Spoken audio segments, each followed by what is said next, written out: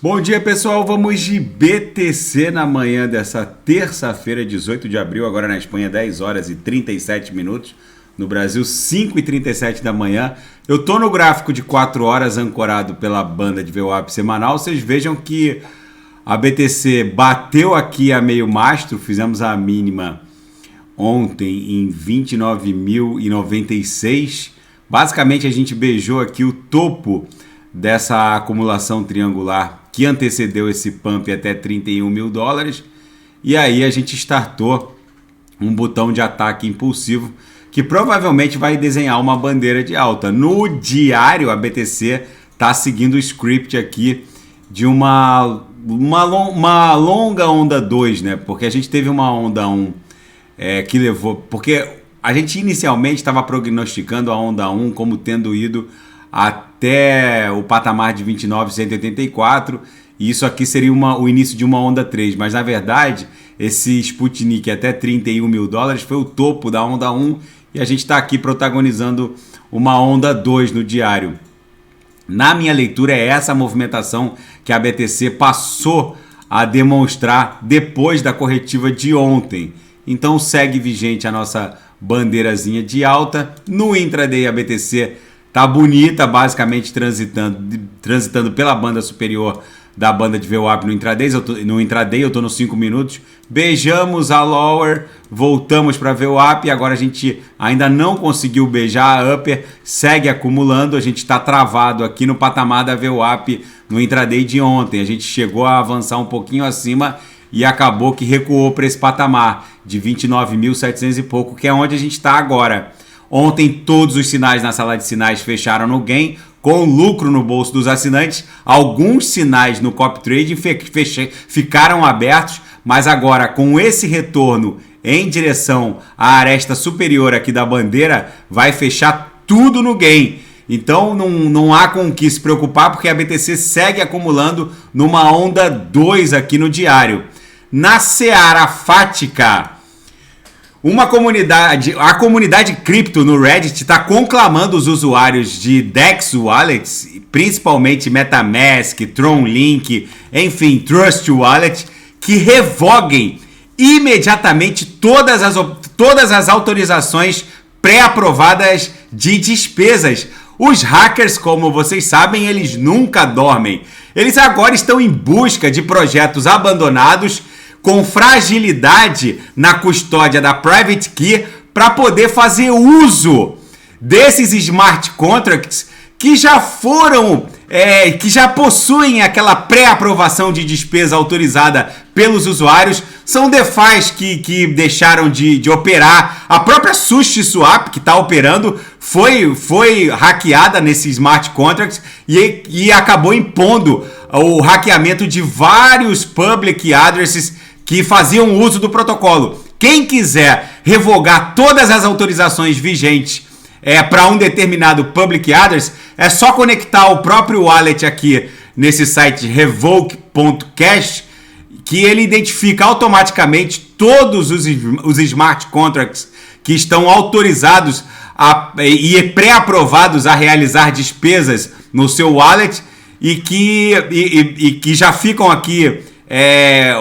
ostentando aqui a pré-aprovação. Então quem quiser revogar é só clicar em Revoke, que abre um pop-up aqui do MetaMask. Eu não vou revogar esse aqui porque é do Token Bone, que eu compro toda semana, e dá para fazer isso em várias blockchains, ó, Ethereum, Binance Smart Chain, Polygon, Arbitrum, Optimism. Esse Revoke ele consegue operar em todas as blockchains que são um espelho da Ethereum, né? Usando são blockchains Solidity Friendly. Então todas as blockchains que são um espelho da Ethereum, que é o caso da BSC, Binance Smart Chain, Polygon ZK EVM, a Zero Knowledge Virtual Machine, Optimism Phantom, enfim.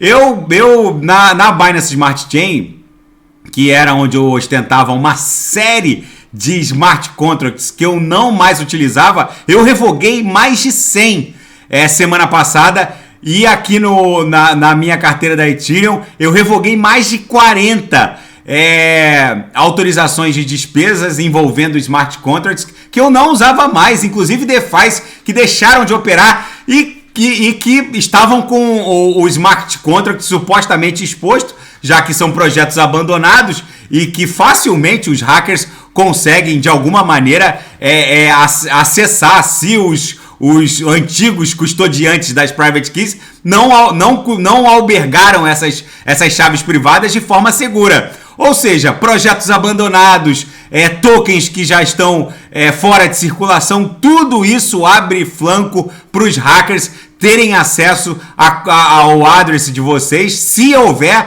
uma pré-autorização de despesa. Então fica esse registro. E o Banco Central de Israel diz que as CBDCs serão emitidas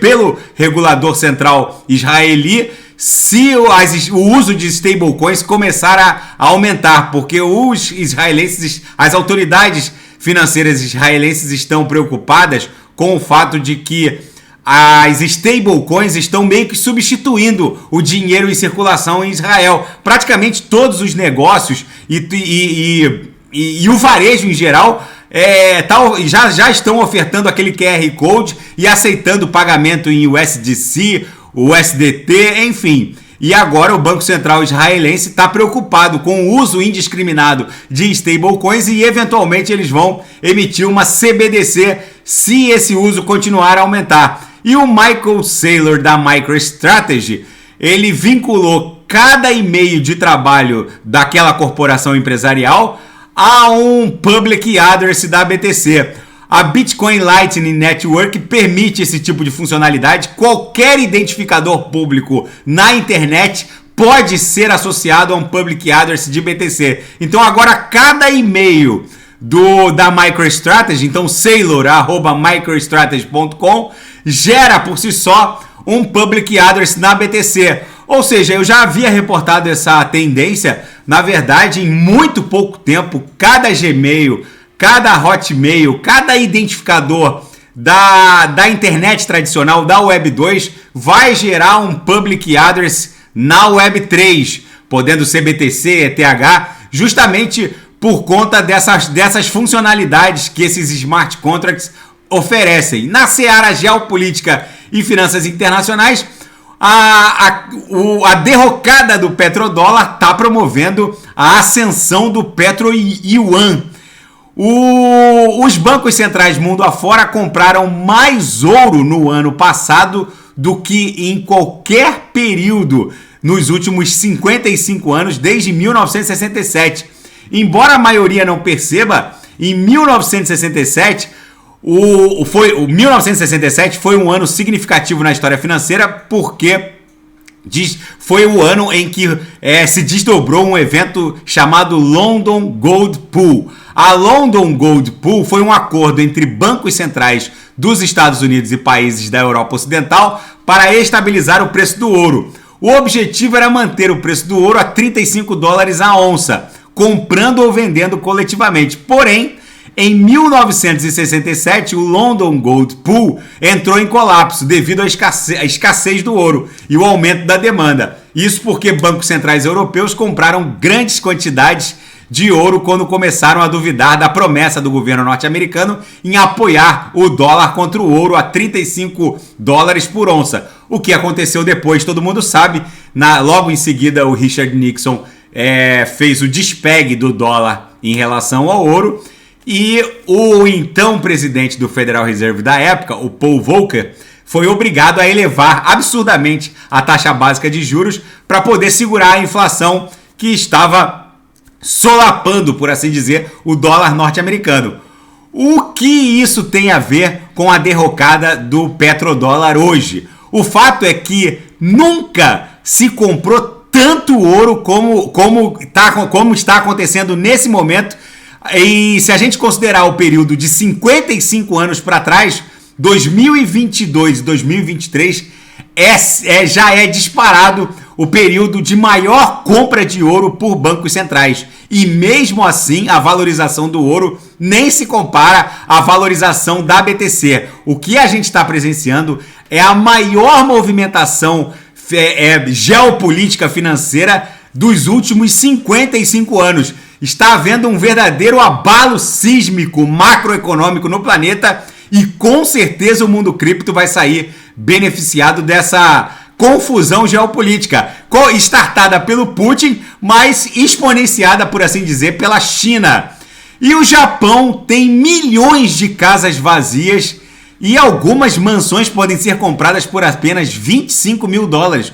Com uma população cada vez menor e mais de 10 milhões de propriedades abandonadas, o país está se esforçando para encontrar compradores para tantas casas abandonadas. Esse australiano aqui vendeu tudo que ele tinha na Austrália e comprou uma mansão por 3 milhões de ienes ou 23 mil dólares em 2019. E agora ele vive de reformar casas no Japão e colocar no Airbnb. O fato é que muitas propriedades estão abandonadas, seguem abandonadas, e o governo japonês agora está criando um incentivo para que as pessoas comprem essas casas abandonadas e de alguma maneira revertam ela, devolvam ela para o mercado, não só para aquecer a economia, mas também para gerar arrecadação de impostos. O fato é que enquanto o Brasil tem mais de 8 milhões de residências num déficit habitacional que é um dos maiores do planeta, o Japão tem mais de 10 milhões de residências abandonadas. E o Putin faz uma visita surpresa ao fronte de guerra ucraniano. O presidente Vladimir Putin visitou tropas em 2 regiões ocupadas pela Ucrânia num vídeo exibido pela TV estatal agora na manhã dessa terça-feira. Gente, o mundo tá virado numa hecatombe nuclear. A BTC aqui no diário veio visitar a VWAP mensal. Aqui, agora eu tô no diário ancorado pela banda de VWAP mensal. A gente esgarçou as ampers aqui, viemos dar um beijinho na VWAP mensal. Vocês veem que a mínima nessa corretiva chegou a 29.096, exatamente o patamar da VWAP mensal, que é uma laje. Provavelmente isso aqui é o início daquela nossa triangularização que eu reportei e que vai ser a nossa grande onda 2. Na verdade, a onda 1 foi isso aqui. A onda 2 está se desdobrando nesse triângulo. Vamos ver como a BTC vai se comportar. É bem provável que a gente volte a estressar a aresta superior do triângulo ali, próximo de 30.850. No intraday, a BTC segue ali patinando no patamar da VWAP de ontem. Vou até deixar essa linha aqui para as análises que eu vou fazer durante o dia, justamente porque a VWAP de ontem é um referencial, tá na memória do mercado. Se superar, aí pode estressar a upper de ontem no patamar de 30.400. Daqui a pouco eu volto com ADA, XRP, Shiba Inu, Solana. E quem quiser sugerir alguma análise, é só colocar nas mensagens abaixo. Grande abraço, até daqui a pouco.